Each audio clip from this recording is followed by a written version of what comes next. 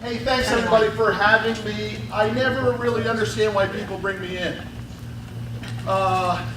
Because you gotta have big guts to bring a guy like me in to talk to your group. So I'd like to give a shout out to Nathan at Management for bringing me in. I really appreciate that. Thank you for that. Just taking it away now. Now you have to leave. Great job, all right. Thank you, buddy. Is that better, gang? But the reason I bring that up is because it does take courage to talk about the topic that we're going to talk about. You know, there's really three of the worst possible topics you can talk about, right? Religion, politics, and money. And we're going to be talking about money today. And people get freaked out when we talk about money. Heck, I used to get freaked out when we talked about money, right? Because nobody wants to talk about money. I mean, think about it. Who in your circle of friends is open for you to tell them how much money you made last year and how much they will tell you they made? And by the way, we all know it's halfway BS, right? You're going to inflate it a little bit and so are they. So how do we even get truthful? Look, I've spoken at a lot of events. I've been to a lot of events. Even at events like this, we're not really telling the truth about money. We're in the cocktail lounge and everybody's having a great year, right? Oh, we're killing it. Man, our efforts are incredible. You wouldn't believe my new sales guys. We're having a record year. Nobody knows whether that's true or not. And that's the problem when we talk about money. Where do we get truthfulness? And I'm going to challenge us to open up and give a little bit of transparency today. Listen, you're not going to have to be transparent in front of the group. I just want you to be transparent within yourself. Because if you get my message today, you're going to take something special home to your spouses and your children and your parents and your friends and your aunt and uncles. And that message is that you're not going to be afraid to talk about money anymore. Because until we start to talk about money, it just is a nasty cycle that time doesn't wait for, and we end up being at the end of our lives hosed. Look, I'm a capitalist. I'm not an author. This book was never inside of me. People say, oh, that book lived in me for years. I was dying to get it. I didn't care about this book. This book never existed in my mindset. Until 2014, when life was going so good for us. My business doing $100 million a year plus. By the way, I started that business 23 years ago. In a dumpy one-bedroom apartment in Dallas, Texas. I didn't have a friend of a friend. I was literally on a folding table with a folding chair, a yellow pages, and a phone. And every day I did this. Making money, not making money. Making money, not making money. Making money, not making money. Until 6 months down the road, I look out my window, that dumpy apartment, and guess what? The repo man's driving off in my car. Didn't have a friend of a friend in Dallas, Texas. I was down to $40 on my last credit card, a Shell gas card. And I walked to the Shell gas station and I bought $40 worth of milk and Frosted Flakes. And I walked back to that dumpy apartment and I said, this is not how it ends for me. This is not who I am. This is not how my life is supposed to turn out, and I'm going to change it. The reason I bring up that story, it doesn't really connect to the book. Well, maybe it does. But I do want to give you hope that you can start from nothing and you can be something. Believe in yourselves on that one. I'm telling you. And I know it's a little cliche, but hell, if I can do it, anybody can do it. The business grows. Lots of ups and downs. Nathan and I have talked about it. I'd be happy to, if there's an opening for a Q&A at some point, I'd love to get into that, of the ups and downs, what it's like to actually grow a business from zero to something meaningful. Because by no stretch was it like this, right? Lots of ups and downs. But in 2014, the business was just killing it. I mean, just really rocking and rolling. Our lives were incredible. Married an amazing gal. We had 3 beautiful boys. My wife's mother moves to Dallas. My mother-in-law, right? Should be a nightmare for most people. I'm crazy about my mother-in-law, Gigi. She's the best. I was happy to bring Gigi down. And then my brother-in-law, John, and his wife and his 4 children moved to town as well. So very quickly, guess what we have? We have our support center. We have our family unit. The kids are playing with each other. The cousins are knowing the cousins, right? And my little wife, my 5'2" redhead, her name is Rocky, R-O-K-K-I on the birth certificate, is so happy. She got her mama. She's got her only brother who she's crazy in love with. She's got me and our 3 boys and the cousins. And our favorite tradition was Easter Sunday, where Gigi would make this huge spread. We would all come over to her house. The cousins would play. Everybody would have a great time, and we would eat like pigs and enjoy Easter Sunday. That Easter Sunday, my brother-in-law John came to the door. We all get up to run to him, and he didn't look very good. And when I went to him to give him a hug, I said, "Hey, John, how you doing, man?" I said, "Wow, it looks like you lost a little weight." He goes, "Yeah, maybe 5 pounds or so." And I'm saying to myself, geez, maybe more like 25 pounds. We sit down to eat. I pig out like usual. My brother-in-law didn't touch the plate. We sit down on the sofa to watch the game. He instantly falls asleep. And within 10 minutes or so, he wakes up. And I'll never forget the look in his eyes, this look of terror. He grabs my arm and he says, "I haven't felt worth a shit in months, but I'm going to the doctor tomorrow to get it fixed, get it checked out." And that should have been that. My brother-in-law, John, should have gone to the doctors on Monday, got a shot, and gone back to work on Tuesday. It didn't go like that. John, at 46 years old, husband, father to 4, was diagnosed with stage 4 cancer. And he was immediately sent to the emergency room. And our lives on that day changed just like that, instantaneously. I want to ask you all a question. Raise your hand if you've had a similar situation in your life. It's devastating, isn't it? Devastating.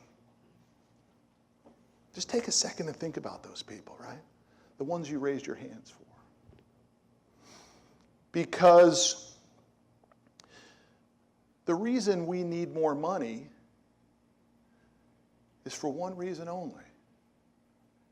It's not to buy Lambos and buy jets and fancy vacations. It's to be the person in that situation that is more prepared than the other person. Because the odds are that person that you raised your hands for was not financially prepared for that devastation. And can you imagine the power that you could be in to be able to start stroking those checks? To do the best you possibly can to remove that pain, that terror, that fear? You see, the reality is my brother-in-law John, as much as we all loved him, he had no life insurance, no health insurance, and $100 in the bank. He was 46 years old. Those checks that my wife and I wrote for that 1 year was the greatest gift I've ever been given. You want to be in that position. All the hard work you're doing, all the hard work that I have done is not for nothing. It's to be in the position that when you're called upon to be that person in the family, the one that maybe has a few bucks, to start stroking those checks, to do your best to make that guilt go away. Because when I looked at my brother-in-law John, there was guilt in his eyes until I said to him, "You don't have to worry about money. I got it." You want to be in a position to say that to that loved one. I end up writing a little story about it. And oddly enough, that story gets seen by an agent, a book agent. Same book agent who reps Tony Robbins and Joel Osteen and Grant Cardone and Dr. Phil and T.D. Jakes. And they said, "Hey, we like that story. We think there's a market for that story. Why don't you go ahead and write a book about it?" I said, "No, I don't really want to write a book because I already wrote this book. And it was a dog with fleas. I've given away thousands of copies of this book versus how many have bought it. There's 8 reviews on Amazon on this book. I'm out of the book business, I said. They said, well, what if we get you in advance? You know, in the old days, I would have said, yeah, I'll take that advance. Sure. I would have negotiated real hard on that advance, too. But I said, sure, I'll take that advance, because I'll give it to my brother-in-law's family. And I wrote the book. And it got bought by Penguin, the major publisher in New York. And it came out in April of this year. And that's the reason I'm here, is to help share this story that lives in this book. The problem with that story, and why I say I'm always surprised when people bring me here to an event, is because I don't know how to sugarcoat the message. There's only 2 directions my book goes. The first part is called the wake-up call. The second part is the roadmap. And in order to get to the roadmap, I have to take you through the wake-up call. And it's a little bit of a nasty road, y'all. The numbers don't look very good. When I graduated college in 1991, to be in the top 1% of earners in America, you needed to earn $100,000. For the person who gets this answer right, I'll give you a copy of my first book, The Grit. Today, to be in the top 1% of earners, just shout out the number that you think is accurate. How much money do you think you need to make per year to be in the top 1% of earners today? Oh, hold on. Sorry, I know I said shout it out, but I need to hear it. Did someone just say 400 million? No, I said 1 million? 400,000? 2.5 million. 125,000. Okay. Okay. We haven't heard it yet. We're close. We have a few that are close. 165. 10 million. 325,000. Okay, just stay with me for a sec. Who said 400,000? The number is $384,000. So, sir, congratulations. Come on up and get a copy of your book. You and 4 other people have this. But really, it's a good book. Okay, you'll be my 9th review. Thank you. Here's why I have to bring up the data point. Did you see how various the numbers were? Just in this group alone, look, we're business people, for goodness sake, right? We're fighting a good fight, man. We're salespeople. We're grinders. And the range went, I'm not even sure. I thought I heard 10 million over here, I thought.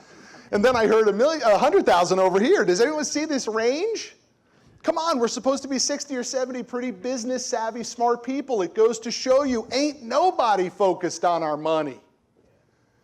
Nobody knows what real money is anymore. And as I wrote the book, I began to say, oh my gosh, like, this wasn't my brother-in-law's problem. This is an epidemic. He wasn't alone. Like, I thought he was kind of isolated in it. By the way, his life was, financially, was chicken and feathers, right? 1 month it was chicken, the next month it was feathers. The next job was always supposed to be the home run, right? We're going to talk about that in a minute. How do you even know when you're in the right platform or the right job? But what you just saw there was this huge range. No one even really knows what the hell we're going for. So when I wrote the book, I began to say, you know what I'm going to do? I'm going to give real numbers.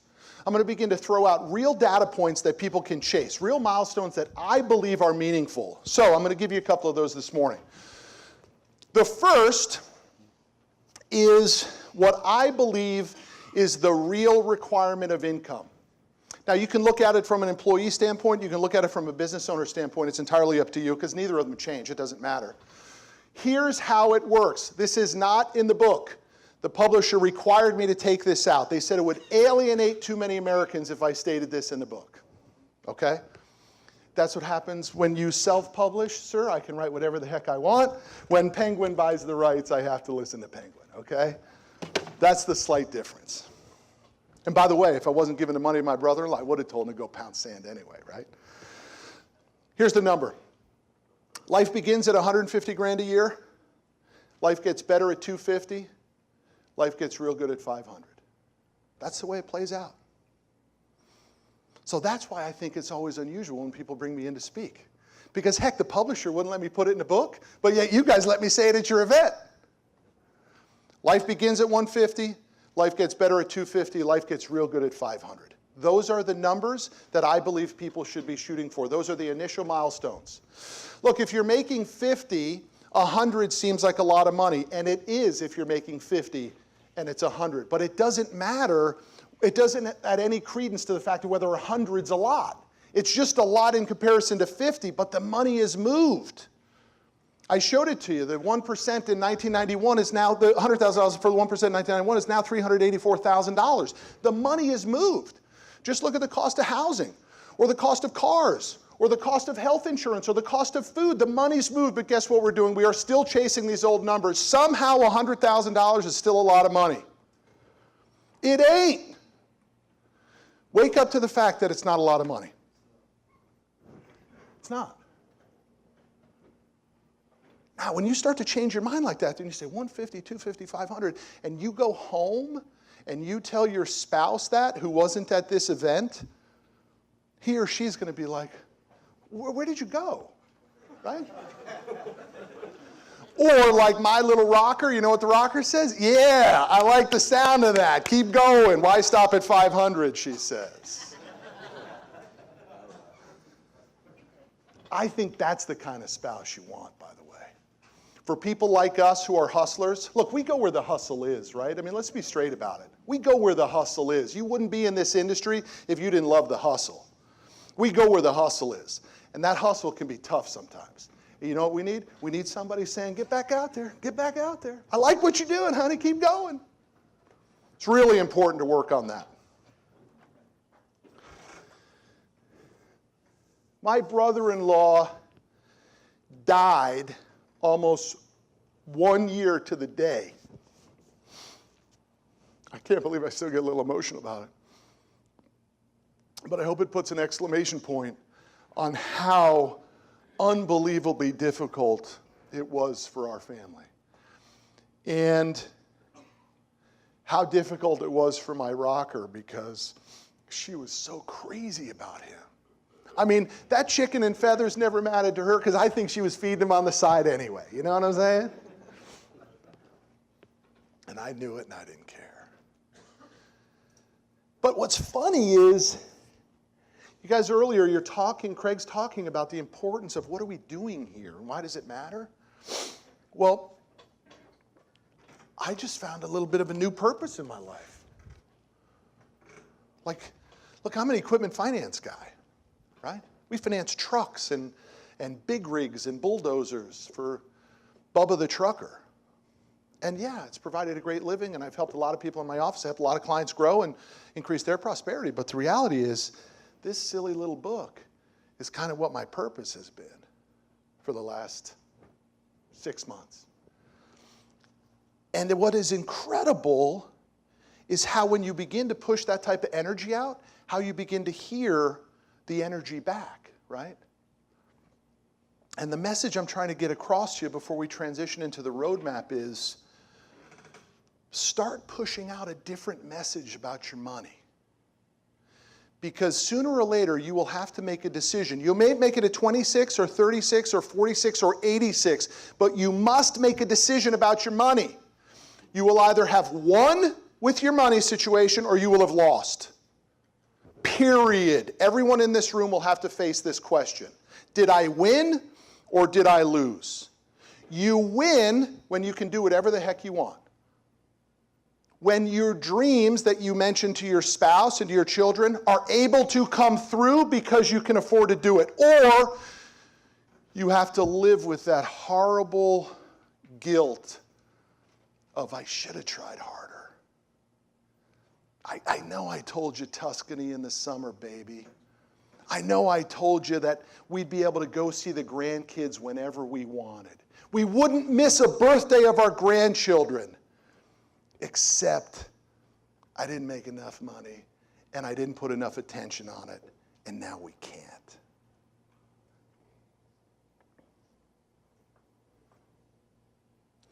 In the last 30 days, my wife lost her best friend to pancreatic cancer. And last Thursday, 2 days ago, I lost my best friend to liver cancer. In the first situation, My wife got to spend endless time with her best friend, as much time as she needed. No money worries of any kind whatsoever. Go, be with her, talk to her. Tell her what you need to tell her. Let her tell it to you back. Financial freedom. In my buddy's side of things, he died in 2 months. I was with him 6 different occasions over the last 2 months. I never called my office. I never worried about the expense of the flights or the hotels. I was able to be with him, to be able to tell him how much I cared about him. And I didn't worry for a second about the money. The first situation with my wife's best friend, they didn't have any money. They didn't take care of themselves. So we took care of that stuff. We took care of the funeral. We took care of everything. In fact, the guy at the funeral home comes up to me, and I don't know. I mean, I got to give him credit. If this is a line of bullshit, I give him a lot of credit for this one. But he taps me on the shoulder. He says, "Are you the person who paid for this funeral?" And I said, well, my wife and I did. He said, "I've worked here for 30 years. I've never seen a gift like that." It was carte blanche. Whatever they wanted. The most expensive casket, no expense spared, whatever you want. We got it. My other buddy in California who just passed, he's got scratch. So I don't have to take that burden on. In fact, the sad part about my buddy's death, he died on Thursday, is that he has so many opportunities. He's got 10 grand over here with this guy and 50 grand over here in this deal, and he's got money over here. And if he had another decade, that stuff would be really, really well off. Okay. I'm sorry about that. I normally don't transition like that, but we have these 2 scenarios, so it's just heavy on my mind that those 2 things have occurred in such a short period of time. It's been an unbelievable summer, which once again puts the exclamation point on why I wrote this book, man. My job now is to help people to wake up to realize that we're not taking our money seriously enough, you know. Okay, roadmap. How do we get out? How do we start to make changes? The first thing we have to do, we're going to do a group exercise here, but it will be individual, but the group is going to do it. So please take a pen and a piece of paper out. The first thing you have to do, you don't have to take notes on this. It's the next piece that we're going to take notes on. The first thing you have to do, though, is really begin to figure out where the heck you are. Most of us will spend more time planning our vacations than we will planning our financial situation for the rest of our lives, okay? We must plan. Let me give you a couple data points. The average Social Security benefit in America is, anyone? $1,366. Are you on Social Security, sir? I don't draw. $1,366. Multiply that for 12 months is, anybody? About 16 G's a year. You ain't going to Tuscany. You ain't driving in the RV. Hell, the grandkids are paying for you to come and visit them on Social Security. It don't work. I know that. My mother is on Social Security. That's all she lives on. And my mother-in-law is all she lives on. Who do you think pays the difference between the 40 grand actual cost of living and the 16 G's on Social Security? Yeah, that's right. Okay? Who else in this group is doing that too? Who else is fueling your parents because they were short? Of course. For those young ones in here, it's coming your way too if we don't get it back together, if we don't get it figured out. The average family in retirement has $59,000 in retirement at age 65. So you got 59 G's you got to live on, and you have $1,366. It ain't much. You got to know where you are. It starts with a budget. Call it the B word if you want. But you need to know, how much do I have coming in after tax? In the book, I run through a quick example on 100 grand a year. It leaves about $430 left over per month, okay? You need to know where you are. You need to run your budget. Here's the exercise that we're going to do. I want you to write down 1x in this way from top to bottom. 1x, 3x, 5x, 10x. And then next to that, I want you to write your age. And here is what I call in the book the litmus test. I have tested this formula on hundreds of people, both wealthy and not so wealthy, and this formula works. If you are in your 20s, from age 20 to age 30, you should have the 1x. 1 times your annual income as your net worth. If you are in your 30s, 30 to 39, you should have the 3x. 3 times your annual income as your net worth. And typically when I do this exercise, people are like, oh man, I got that. I'm all right in that regard, you know? Well, here's where it gets really dangerous. In your 40s, you should have 5 times your annual income as your net worth. And in your 50s, you should have 10 times your annual income as your net worth. Net worth defined as assets minus liabilities equals net worth. What you own minus what you owe equals your net worth. I'm not going to ask anybody to raise their hand, but I can tell you exactly what just happened. That was an oh shit moment for a lot of people. And some people just said, oh man, I feel pretty good. Some people in here just got actually a nice shot of confidence that said you're actually doing pretty well. Unfortunately, most people probably said, oh my gosh, now what? And I'm going to help you with that. I'm going to give you some what I call ups as we get ready to close here. I'm going to give you some ups, some things that you need to start to do, the roadmap that is going to start to fix your money situation.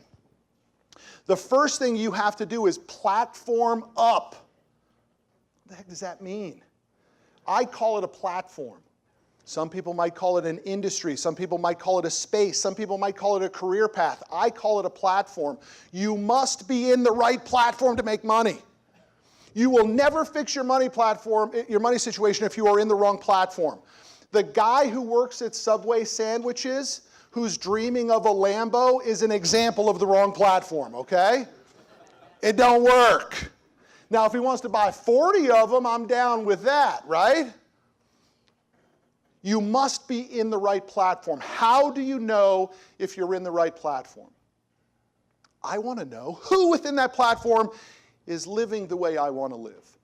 And what I know about this group, and particularly about Nathan, is you got examples all over the place of people who are making bank and in the right platform. That should give you trust that you're in the right platform. One of the worst platforms, who knows anything about the car business? Right? The car business is one of the worst platforms. By the way, this is a business my brother-in-law came from. That's why I hate it so much. You know, the new dealership has got a different gig than the old dealership. No, it don't. It's just got the manager who didn't make the other dealership work now at the new one telling lies at the new place that nobody's figured out yet. Okay? Look, you need to be in the right platform, and the only way you know you're in the right platform is if someone in that platform is earning the income that you want to earn. So that you can skill up. The top 1% of any industry is a great place to live. Experts get paid, amateurs get crushed. You have to learn to be incredible at what it is that you do. Look, the key to your business is multiple facets. There's a delivery, there's an installation, but mostly it's a sales piece. Without the sales and marketing, the rest of it doesn't need to happen. Your team has to be incredible at selling. Who are you watching? Who are you reading? Who are you listening to? As leaders of your business, ask your people that question. And if they tell you sports talk radio and then they got to get to your office and go knock on doors, it doesn't set up for a good day, y'all. They need to be immersed in expertise by skilling up. The third up, network up.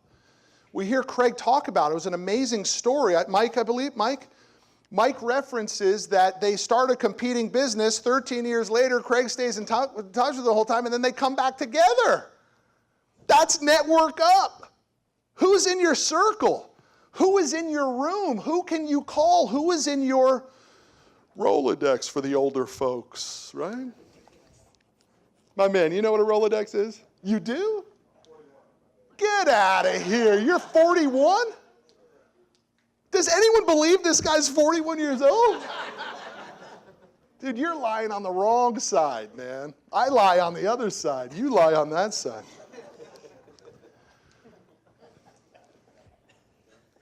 The next thing you got to do is you got to earn up. You got to pick your number, and you have to do whatever the heck it takes to earn it. The problem is most of us take a compensation plan that's sort of handed to us by somebody else. You need to reverse it. You have to figure out what your value is and what you're willing to do to go get it, and then you have to put yourself in an environment to go earn it. I am not a millionaire next door guy. I am not a save my $2 Starbucks per day in a 6% mutual fund and eventually I'll have $80. Dude, you earn your way out of your financial problem. You don't save your way out of your financial problem. You earn your way out of your financial shortfall. That's right. You must earn more money. But to just say I need more money isn't good enough. You need to follow these ups. The last up for today is you have to reserve up. Now, some people might call it a savings account. I don't. I call it my reserve account. I've used it in my business and my personal life for the last 15 plus years, and it has saved my butt so many times. You have to take a portion of your income from the top before anybody gets paid, and you have to put it into your reserve account. Notice I didn't say savings account. They're very different. Let me explain differences. A savings account is typically at the same bank that you have your other account. In the book, I call it the operating account. The operating account is where your bills get paid out of, right? And most people have their savings account in the same bank. Well, that's not a good thing. Because here's what happens. I'm a little short in that operating account, right? What do? I just swipe over a few bucks. Well, that ain't a reserve account. A reserve account, and my reserve account, is in Texas, where I live. It is at a 2-branch bank that is open Monday through Friday from 9 to 5, closed on Saturdays. I have no checking account connected to it. I have no debit card connected to it. I have no credit card connected to it. Why? It's a bitch to get my money. I want it to be difficult to attack my reserve account. By the way, the rocker's name ain't on it either, because the rocker get to it real quick. Right? But I know the rocker, she got her own reserve account that I don't know about, all right? She knows about mine. I don't know about her. I guarantee that. I love her for it anyway, though, man. So the reserve account is vital. Why do you need the reserve account? Because I'm going to give you 2 more milestones, and we're going to close. You got to define when you're out of broke. Because if you don't, you end up living in what I call false positive, which is when you think you're doing better than you really are. It's when the bills don't come on pink slips anymore. It's when you can buy that Prada for the rocker, right? It's when you can take the kids to Disney World and drop 12 or 15 and you still don't come back and get an eviction notice. See, the problem with that is most people live in that range. It's called false positive. It's just because you can do it doesn't mean you should do it or that you are in financial situation to do it. In the book, I give some milestones. The first is 50 grand. If you don't have 50 grand liquid cash, you're broke. That might be harsh. I just believe it to be true. So anything under 50 G's liquid cash, you are broke. Don't look at broke the way you look at broke. Hell, you know how many times I've been broke? Broke. 40 bucks on a Shell gas card broke. Repo car, man. Doesn't mean I felt broke. Never in my life have I felt like a loser. Never in my business, no matter how many ups and downs I've had, did I ever feel like a failure. It was just a short-term blip on the radar screen. That's what broke is. Broke isn't who you are. Hell, rich ain't who you are either. Please tell me we can agree on that, right? That just because somebody's got money doesn't mean they're good people. Don't let money define you like that. Just use it as a milestone. 50 G's, get you out of broke. You need the reserve account to be funded to $100,000. Might seem like a pipe dream to some of you. Some of you might be like, hey man, that feels pretty good. Let me tell you why. Because when you follow those up steps and you get to that network up step and you start to meet higher revolving energy type people, deals will start to come across your desk. Investment deals, real estate deals, maybe even stock tips, maybe private equity deals, maybe a startup investment deal, maybe a deal where you can buy a lot of inventory on the cheap because the other guy doesn't have it right now. You know what you need? A reserve account. And my experience is those deals require about 100 G's to get into. And let me explain why. Because the people that have those deals, the people that control those deals, they don't want to jack with people for 10 grand. They don't want 100 people in a deal at 10 G's when they can get 10 people in a deal at 100. Right? It's less phone calls, it's less aggravation, it's less reporting. My experience is 100 grand is where it starts. Now those might sound like big numbers, 50 G's and 100 grand, but listen, in the big scheme of things, guys, the money's moved. We need millions. We've got to put ourselves on that path. Here's one way how you can hedge your brokenness real quick, which my brother-in-law didn't do, and for some reason I didn't have the transparency to talk to him about it. I wasn't afraid about it, I just didn't know really to talk to him about it.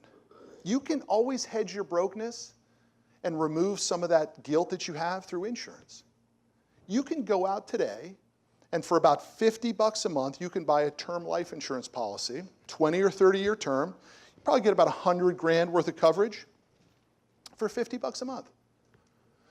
If my brother-in-law had spent $50 a month to get a $100,000 insurance policy, it would have changed everything. So as a takeaway, when you go back to your spouse, the first thing you should say to him or her is, we're buying some more insurance. Buy as much of it as you can afford. I have no connection. I make not a nickel off insurance. Figure out the best insurance program you can buy and buy as much of it as you can afford as soon as you get back. And you listen to me carefully. Please listen to me. You will feel so much relief. Because that relief of not having that protection is guilt, it's sleepless nights, it's worry, it's tightness, it's stress. Just go fix it. 100 bucks a month, you could probably get a $250,000 term life insurance policy. Guess what? Checkbox fixed. If I die tomorrow, my wife gets 250,000 bucks, or my husband gets 250,000. My kids are pretty well secure. Maybe it pays the house off, and I didn't fail. Okay? Look. I'm a capitalist. I'm not a humanitarian. But somehow, we're able to turn that story of my brother-in-law into this book that everybody gets a copy of, by the way. I'm happy to sign, too, during lunch. And now, every day, every single day, somebody researches me and finds my email address, and they send me an email that says, thank you for writing this book. It changed my mindset. It opened up my eyes. It kept me from lying to my spouse, because I talk about a detailed story of that in this book. I bought insurance that I didn't know I needed, and we all feel so much better because of it. It opened up me to be the leader of my finances and my family every day. And you know, as a capitalist and a guy who didn't even care to write this book, when I first started getting them, you know what I did? Like skim them. Right? Let me get back to my business. And now, you know what I do? I print every single one of them. And I put them in this folder. Because when I go, my kids will be able to see real life examples of people that this little book that I never wanted to write in the first place, never even thought of, has helped thousands and thousands and thousands of people. I would love to ask you to do the same thing. If you read this book and it matters to you, if it helps you, send me that doggone email. I want to print it. I want to read it. I want to print it. I want to put it in a folder. And hopefully if I get another 30 or 40 years down the road, I want my kids to find that folder, and I want them to read your name in it, that this book helped you. That would be an amazing gift. So thank you all very much.